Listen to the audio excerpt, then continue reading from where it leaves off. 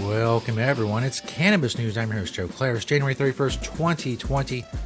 Welcome, everyone. The show, as always, is presented to you by the Marijuana Times. MarijuanaTimes.org. Find us there. Click the video tab there to find this show. A lot of great articles as well. MarijuanaTimes.org. Today, we're talking about good news out of Alaska. Also, a company in Oregon having to pay a big penalty for some problems that they ran into regulatory-wise. And the CEO of MedMen is out. Talk about what brought that on and more. All that's coming up. But first, of course, Cannabis News. It's brought to you by Natureside, nature-side.com, and their organic, all-natural pesticides grow safe and poison-free with Natureside, an awesome sponsor of the show. They are great. I've said this many times, just you don't put awful chemicals on things that people are going to be ingesting. That's horrible. That's horrible. Why would you do that? Don't use banned pesticides. Don't run afoul of regulations in the state that you're growing in. Use Natureside. Don't use horrible crap garbage. Go to nature-side.com and find a better way to keep your plants safe and poison-free. Thank you, Natureside. First story by Julia Granowitz at MarijuanaTimes.org. Alaska finally approved dispensaries for on-site consumption. The Marijuana Control Board voted 3-2 in favor, making the state the first to allow consumption spaces within their dispensaries. Morgan Fox from the National Cannabis Industry Association said, "I don't see it being something that starts proliferating heavily, but it's definitely something that should exist, and there should be options for social consumption, particularly because public consumption is illegal. Requirements for the spaces include being separated from the rest of the property in the form of a secure door, separate ventilation system, or by being outdoors. People will not be able to bring their own cannabis. They have to buy it on site. Also has to be a smoke-free area for employees where they can monitor the consumption of the consumers. Now, there are social use initiatives, like in some place like Denver, there's a couple of social use places, but this is the first time that dispensaries are actually going to have on-site social use areas. Cannabis Corner near Ketchikan and Good Sense in Fairbanks are the first to receive approval in Alaska. They also say it's going to be big for tourism. The co-owner of Cannabis Corner, AMA Zantura, has already talked with some cruise lines that are interested in bringing their vacationers inland to their shop. So a lot going on. Good news out of Alaska. And as I've said many times before, there's going to have to be social use and consumption areas for cannabis. Unless cannabis is at least as legal as alcohol, I'm not sure what we're doing here. And there's obviously bars everywhere you can go drink. So there has to be at least that for cannabis. They won't be called bars. They'll be called social use areas and all. There'll be all kinds of far-falutin names, but there'll be bars for weed. That's what the point is. Somewhere, if you're a tourist or you don't want to be home, or you obviously can't do it in public, you want to go somewhere you can conversate with people and your friends and hang out and enjoy some cannabis. And that should be such a big deal. And someday it won't be. Someday when something like this happens, it won't even make news because, when a new bar opens, it doesn't make the newspaper, does it? It'll be the same with this. But now it's novel and, of course, historic with Alaska. So that's why it continues to be news. But someday when it's not news, that's where we want to be. Anyway. And I'll talk about something else on this show. Like I said, I don't need to talk about this. I can get on here and do bong reviews or whatever. I don't have to continue to talk about prohibition and problems and the like. Like someday, maybe when I'm 150, move past that and just do bong reviews after we've cleared everything else away. That's my goal. This next story from Oregon. This is quite a goal, isn't it? OregonLive.com. Klare Cannabis will pay record penalty for quote-unquote dishonest conduct, misrepresenting marijuana vapes.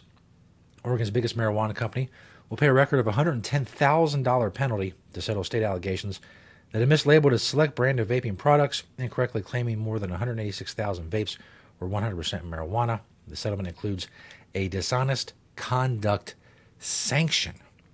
That doesn't sound good.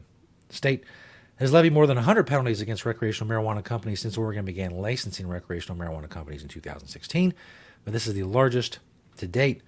Regulators initially proposed suspending Klare's license altogether. The mislabeling and other conduct described the announcement of the latest in a string of controversies plaguing Klare Cannabis, and apparently stood in the way of the Portland company completing its long-delayed sale to Massachusetts to a Massachusetts company called Curaleaf. The Oregon Liquor Control Commission, which regulates recreational marijuana, say the agreement clears the way for the deal to go through. Curaleaf has said it expects to close the acquisition by this weekend. They did not respond to a request for comment.